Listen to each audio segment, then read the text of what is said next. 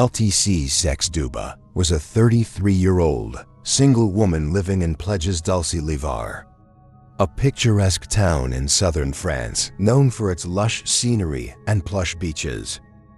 Born on September 11, 1979, her parents, Claude and Carmen, recall that she would eagerly participate in any sport and would often be seen playing volleyball or swimming when not judiciously attending to her studies.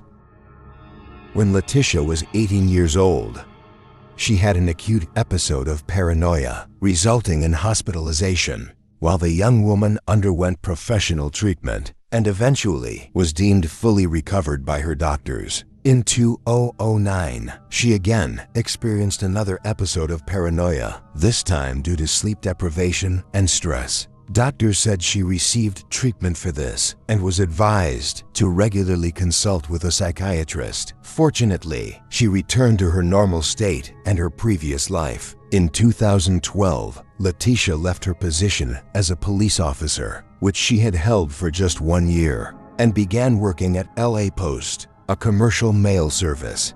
Laetitia at the time had a boyfriend, a military soldier, whom she'd been dating for about a year. In September of 2012, right around when she should have been joyously celebrating her 33rd birthday, Laetitia found out that her boyfriend was married and lived with his wife in Flegius.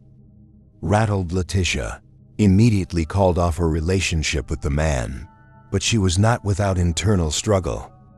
On September 15, 2012, the man's wife left an angry and aggressive voicemail for Laetitia, demanding that she end her relationship with her husband and cease all contact.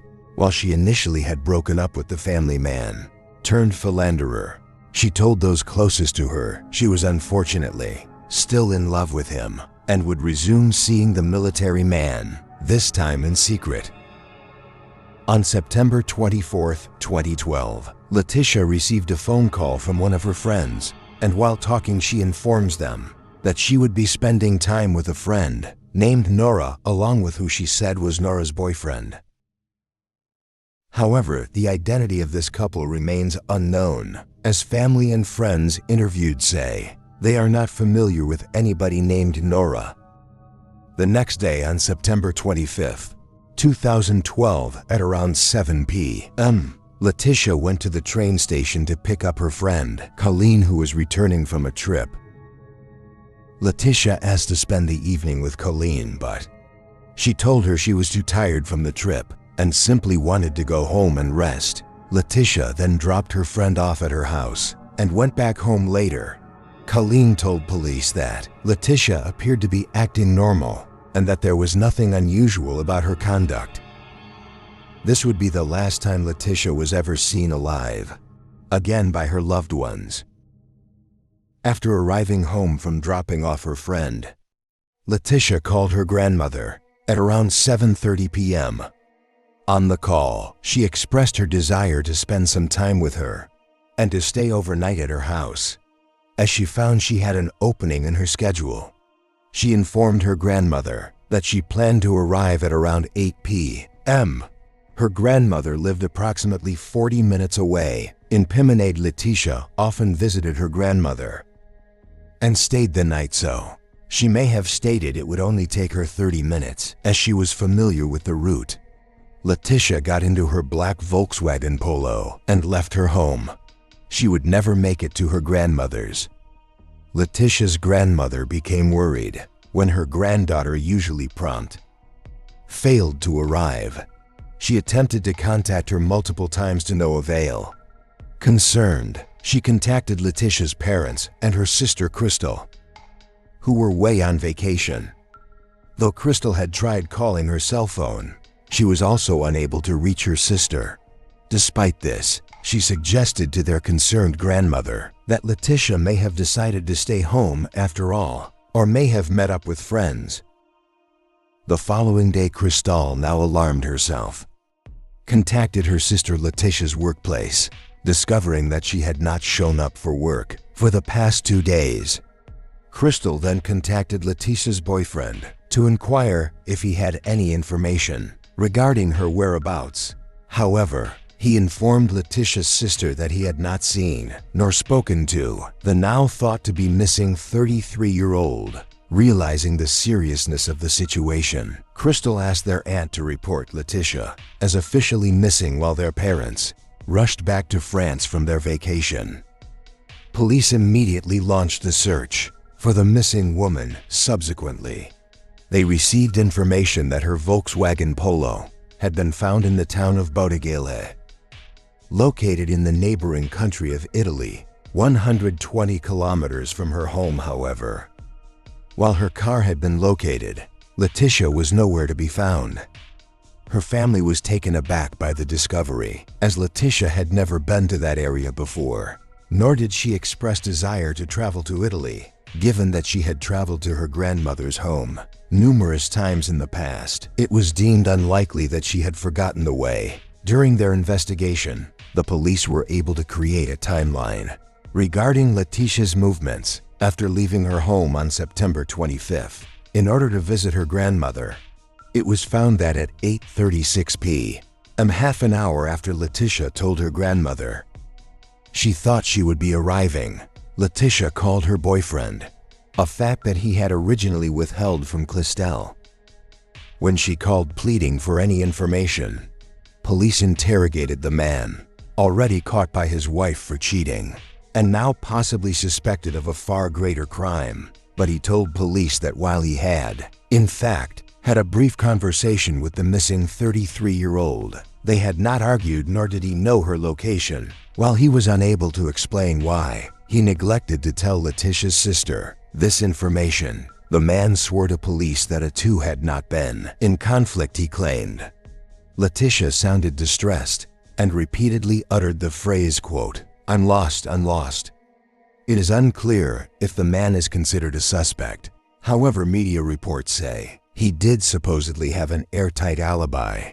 Police were able to surmise that roughly 1 hour after Lae titia phoned her boyfriend, at around 9:50 p.m., a motorist called the police and reported that a car, later positively identified as Lae titia's black Volkswagen Polo, was driving the wrong direction on the highway situated in the vicinity of Bottigale, Italy. In order to stop the car, police decided to put up a roadblock at the exit of the border Galha Highway. However, Lae titia did not stop for the roadblock, instead swerving around it and driving away. Police say after this blatant circumventing of the law, the now missing woman abandoned her car in front of a gate to a holiday resort called Via La Rota by the beach of Bortigara. CCTV footage captured the Taisha sprinting towards the access gate, which led directly to the resort's secluded beach. She scaled the gate and then ran alongside the shore before disappearing from the camera's view. Although police say that due to the low quality of the footage, it is difficult to ascertain if the person in the video is even indeed Lae titia. At 10:30 p.m., a police officer found her abandoned car. The car was locked, but the headlights were still on. Inside the car, police found the Tausio's identity card and her mobile phone. The overnight bag containing Lae titia's clothes, which she had brought along to spend the night at her grandmother's house, was discovered laying on the ground near the resort's gate. Local detectives conducted a search of the residence, but found nothing. Police believe that Lae titia may have drowned, and therefore they conducted maritime searches. Authorities believe that there was a 99% possibility of finding her body if she had drowned, as the sea that day was calm and the waters shallow. However, the search and rescue divers came up empty-handed.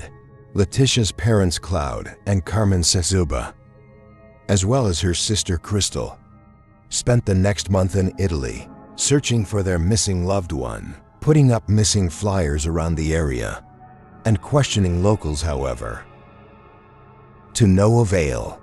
1.5 months later, in November of 2012, Lae titia's family found a flip-flop that they believed belonged to the missing woman. It was found in the same area where her overnight bag of clothes was left. The sandal was mysteriously in perfect condition. and some believe it had been placed there more recently than the search and rescue operations.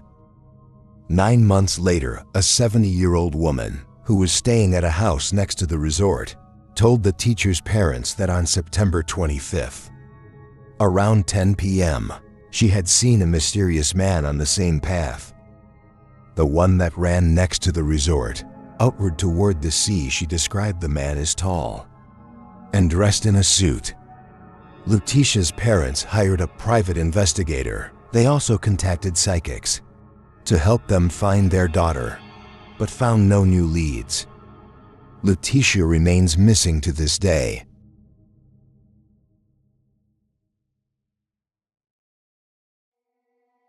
Michel Bonauge and Jean-Louis Turquin met each other while studying at Maison, out for veterinary school. The two would immediately fall in love and would get married in 1973. In April of 1983, Michel gave birth to a boy, and the couple would name him Edouard, to her calm. Edouard was a quiet boy who loved animals. The family lived in a large, luxurious house in Nice, France. At 7:15 a.m. on March 21, 1991, Jean-Louis contacted the Central Police Station in Nice to report that his 8-year-old son, Charles Edouard, was missing. Police arrived at the house and questioned John. He said that his son had gone to bed around 9 p.m. and the previous night while he had gone to bed at 10 p.m. The worried father claimed that when he woke up that morning, he could not find Charles in his bed. He said that he searched all over the large house, but was unable to find him. He told police that they both slept in the same room, in twin beds. Jean-Louis reported that he did not remember Charles, and while waking up that night, although he did say the 8-year-old was known to use the restroom without waking him, as he was perfectly capable of doing it himself. Police conducted a search of the house and called in sniffing dogs to assist in the search. The dogs were able to pick up a scent in the house, but the trail ended outside the front door. Police believe that Charles was picked up in a car. From the front door, investigators ruled out the possibility of the 8-year-old voluntarily running away due to his shy personality. The child had regular therapy sessions for nervous tics, and his intense fear of being in the dark, as well as a deep fear of being alone or near strangers. Moreover, all of the child's personal belongings were discovered at the house, an indication that he did not run away in the way that some children are apt to do. After an argument, the father told police that nothing different had occurred the night prior to Edouard going missing. Police then looked into the personal life of his parents. They questioned Zhang about his wife, who did not appear to be home. Zhang told police that his wife, Michelle, had been living separately from them, alongside a friend for more than a month. It was found that the couple had a turbulent marriage. Michelle accused John of having violent and controlling behaviors. She informed police that Zion was a disturbed individual who derived pleasure from exerting his dominance over others. She recounted to investigators how Zion allowed their family dog to eat Charles' favorite pet chicken alive in the garden, and how he would callously shoot down the neighbors' pigeons whom his son loved so much with his long rifle. A .22 caliber. Michelle even told police that, in an effort to stop prematurity in intimate moments, Jean-Louis performed a self-circumcision in his own veterinary clinic. Jean-Louis had a history of extramarital affairs with women that he found through the classified ads. He would go on to have affairs with an Italian lawyer, a Swiss mother, and countless others. Shockingly, he would even invite these women to accompany him and his son on vacation or on ski trips. Michelle also had extramarital relations with a few men that Jean was privy to. Jean-Louis often questioned whether Wild was even his own biological child. The couple would have regular fights, which affected their son's already fragile mental state. During one of these fights in January of 1991, Michelle confessed to Jean-Louis that he was too old and that she no longer was in love with him. She also finally disclosed to him that he was not the biological father of Shahud. Wild. Zahn said that he always knew at the back of his mind that Charles was not his biological son. But after receiving confirmation from his wife, he ordered a paternity test just to be sure. In February of 1991, the DNA results came in, and it was confirmed that Jean-Louis Turcal was not the father of Charlotte Wag. According to Michel Louise, Ballet Distel, a Jewish man born in Czechoslovakia, working as a ballet dancer at the Nice Opera House, was actually the biological father when Michelle had found out about the pregnancy. As a result of an extramarital affair, she had wanted to get an abortion. However, due to Jean-Louis' strict Catholic upbringing, he prohibited her from doing so, all the while being unaware that the child was not his own. Following this revelation, the couple had a violent altercation in which Jean-Louis sprayed Michelle with tear gas.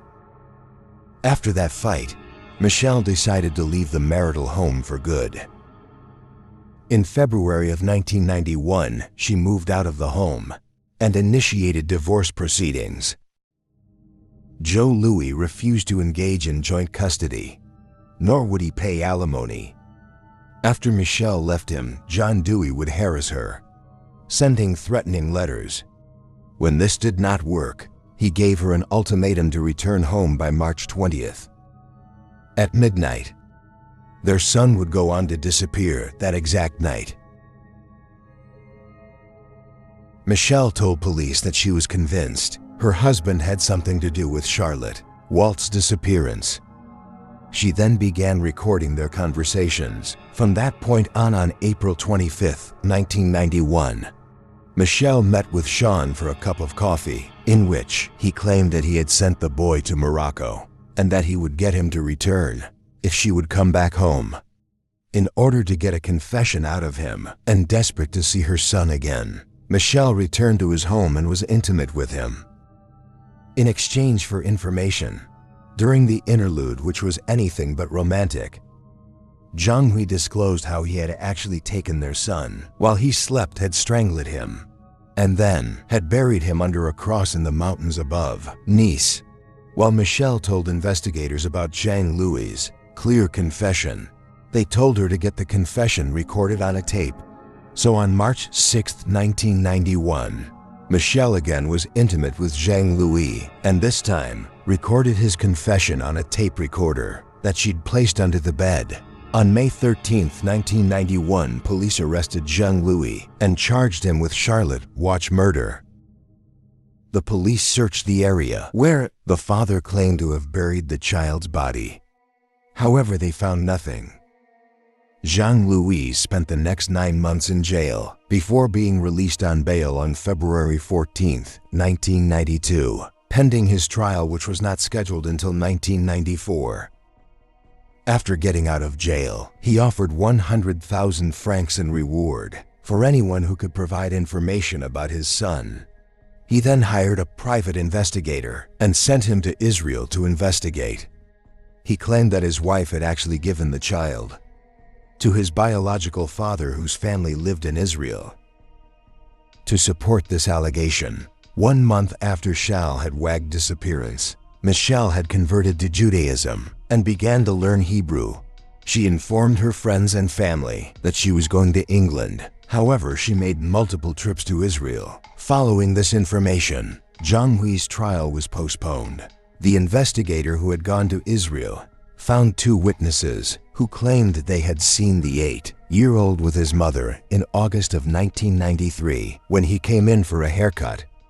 Michelle admitted that she had been to Israel as part of her conversion to Judaism, but denied knowing anything about her son. At the time, she was studying at a university, and her classmates say they do not recall seeing her with a child. On December 24, 1993, Charles Hadwild's biological father, Mouz Belhadelsta, was found drowned in the old port of Nice. Jean-Louis' trial took place on March 17, 1997. His lawyers accused Michelle of kidnapping Charlotte Wild and taking him with her to Israel. They presented the two witnesses, who claimed that they had seen the boy with Michelle. In Israel, nevertheless, the witnesses failed to provide accurate details, such as the boy's perceived age and physical description, leading the judge to deem their testimony unreliable. John Louis denied killing his son and claimed that the confession on the recording was a form of a role-playing game that Michelle insisted he perform in order for them to be intimate. However, the court chose not to believe him. Based on John's confession, the court sentenced him to 20 years in prison for the murder of his son. In 1999, a private investigator hired by John Huey claimed to have found a boy resembling Shal Hadwal, who was born in Nice, who was currently living in Israel. He secretly videotaped the boy and submitted it to the court. However, the video was blurry, and it was impossible to make out whether or not it was the 8-year-old. John Hui appealed his conviction, but it was rejected. In 2003, a prisoner alleged that a fellow inmate had admitted to committing burglary near Nice the night that Charles went missing. The man who confessed allegedly claimed that, while speeding away from the scene, he encountered a child dressed in pajamas and a robe, crossing the street alone. The witness says that the man told him he hit the child with his vehicle and killed him. The witness says he then claimed that he burned the body in a cement factory, but the prisoner was found to be seeking a reduced sentence in exchange for sharing more information, and his testimony was deemed unreliable. John Louis would get remarried in prison to a woman named Nadine. He was released from prison in 2006 and moved to San Martin in the West Indies with his second wife. In 2017, upon arriving home, Nadine discovered John Louis lying on the floor with 2 gunshot wounds in his back. At first, it was believed to be a botched burglary. However, Nadine was arrested and imprisoned for the murder of her husband after police found traces of gunshot residue on her hands nonetheless. Nadine had a solid alibi. She had been at a restaurant, publicly celebrating her birthday, alongside 3 friends at the time of her husband's murder. In court, an expert confirmed that it was possible the gunshot powder may have been transferred to Nadine's hands after she touched her husband. In 2020, Nadine was exonerated. Jean Louis' murder remains unsolved to this day, and despite a number of leads over the years, Sherwood Wild still remains missing.